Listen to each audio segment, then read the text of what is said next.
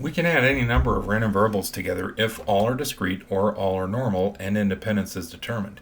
Suppose we have discrete random variables, w, x, and y. Here's their parameters. Describe the joint distribution of w plus x plus y, shape center spread. We can't know the shape for sure, it's probably skewed, but we can know that it's discrete, so we can go ahead and find the mean and the standard deviation. Remember, with standard deviation, we add the variances together and take the square root. A common problem involves joint distributions of normally distributed random variables. Returning to the coffee shop, let's add a small bag normally distributed with a weight of 8.5 ounces and standard deviation of 0.3 ounces.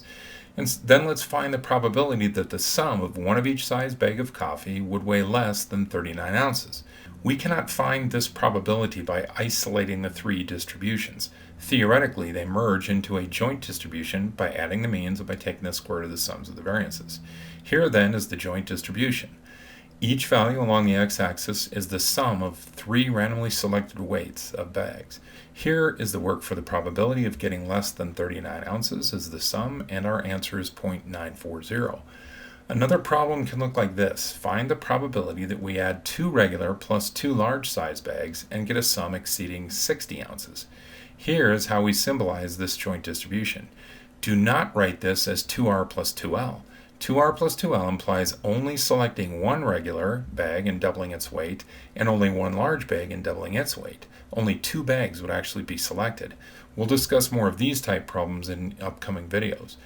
Our problem involves selecting four bags, therefore we need r plus L plus L.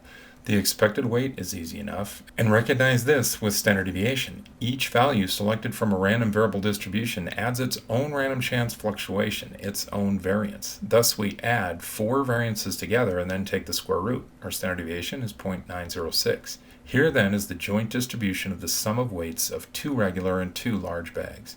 Our probability of having a sum exceeding 60 ounces in this distribution is 0.093.